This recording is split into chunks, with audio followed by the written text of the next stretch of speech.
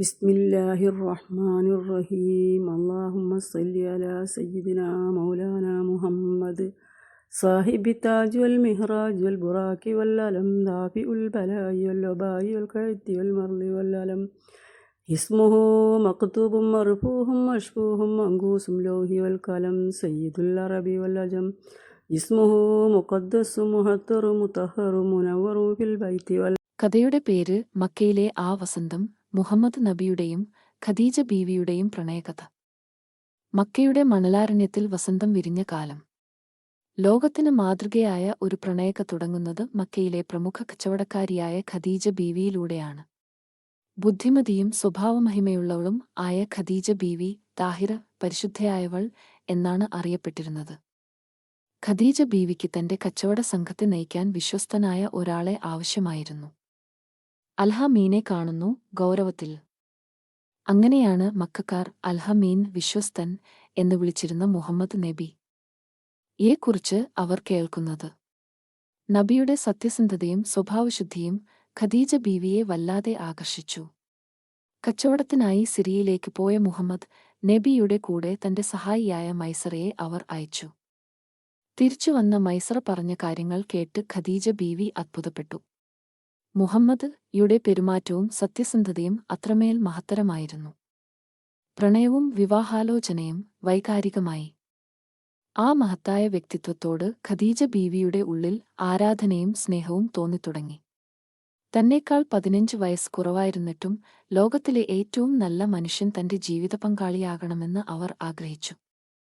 നേരിട്ട് പറയാൻ മടിച്ച് തന്റെ സുഹൃത്തായ നഫീസ മുഖേന ഖദീജ ബീവി വിവാഹാഭ്യർത്ഥന നടത്തി. മുഹമ്മദ് നബി അത് സന്തോഷത്തോടെ സ്വീകരിച്ചു. ലോകം കണ്ട ഏറ്റവും മനോഹരമായ ആ ദാമ്പത്യം അങ്ങനെ ആരംഭിച്ചു. താങ്ങും തണലുമായി, ശക്തമായി. പിന്നീടുള്ള ജീവിതം പ്രണയത്തിന്റെ മാത്രം കാലമായിരുന്നില്ല, വലിയൊരു ദൗത്യത്തിന്റെ കൂടെയായിരുന്നു. നുബുവത്തിന്റെ, പ്രവാചകത്വത്തിന്റെ ആദ്യ നാളുകളിൽ മുഹമ്മദ് നബി ഹിറാ ഗുഹയിൽ വെച്ച് ഭേനു വിറച്ചു വീട്ടിലേക്ക് ഓടിവന്നപ്പോൾ എന്നെ പുതപ്പിക്കൂ എന്ന് പറഞ്ഞപ്പോൾ ഖദീജ ബീവി അദ്ദേഹത്തെ നെഞ്ചോട് ചേർത്ത് പിടിച്ചാണ് ഖദീജ ബീവി സമാധാനിപ്പിച്ചത്. അല്ലാഹു താങ്കളെ കൈവിടില്ല, കാരണം താങ്കൾ ബന്ധുക്കളെ ചേർത്ത് പിടിക്കുന്നവനും പാവങ്ങളെ സഹായിക്കുന്നവനുമാണ് എന്ന ആ വാക്കുകൾ നബിക്ക് നൽകിയ കരുത്ത് ചെറുതല്ല. പ്രണയത്തിന്റെ ആഴം. ഇസ്ലാം മതത്തിന്റെ പ്രചാരണത്തിനിടയിൽ മക്കയിലെ ശത്രുക്കൾ അവരെ ബഹിഷ്കരിച്ചപ്പോൾ ഷിഅബ് അബീത്വാലിബിലെ കഠിനമായ വിശപ്പിലും പ്രയാസങ്ങളിലും നബിക്ക് തണലായി നിന്നത് ഖദീജ ബീവിയായിരുന്നു. സ്വന്തം സമ്പാദ്യമെല്ലാം ഇസ്ലാമിനായി അവർ ചിലവഴിച്ചു.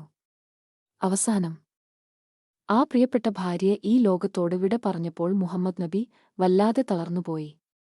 ആ വർഷത്തെ ആമുൽ ഹുസ്ൻ, ദുഃഖവർഷം എന്നാണ് ചരിത്രം രേഖപ്പെടുത്തിയത്. മരണശേഷവും മറക്കാത്ത സ്നേഹം, അവസാനം സ്നേഹത്തോടെ. വർഷങ്ങൾ ഒരുപാട് കഴിഞ്ഞിട്ടും മുഹമ്മദ് നബി തന്റെ ഖദീജയെ മറന്നില്ല. പിൽക്കാലത്ത് ആയിഷ ബീവി ഇതിനെക്കുറിച്ച് ചോദിച്ചപ്പോൾ മുഹമ്മദ് നബി പറഞ്ഞ മറുപടി ഇതായിരുന്നു: എല്ലാവരും എന്നെ അവിശ്വസിച്ചപ്പോൾ അവൾ എന്നെ വിശ്വസിച്ചു. എല്ലാവരും എന്നെ തള്ളിക്കളഞ്ഞപ്പോൾ അവൾ അവളുടെ സമ്പാദ്യം നൽകി എന്നെ സഹായിച്ചു. അല്ലാഹു എനിക്ക് അവളിലൂടെ മക്കളെ നൽകി അനുഗ്രഹിച്ചു. ആ സ്നേഹത്തിന്റെ ഓർമ്മയ്ക്കായി ഖദീജ ബീവിയുടെ സുഹൃത്തുക്കൾ വീട്ടിൽ വരുമ്പോൾ മുഹമ്മദ് നബി എഴുന്നേറ്റു നിൽക്കുമായിരുന്നു. ഈ വീഡിയോ ഇഷ്ടമായാൽ ദയവുചെയ്ത് സബ്സ്ക്രൈബ് ചെയ്യാനും ലൈക്ക് ചെയ്യാനും കമന്റ് ചെയ്യാനും ഷെയർ ചെയ്യാനും മറക്കരുത്.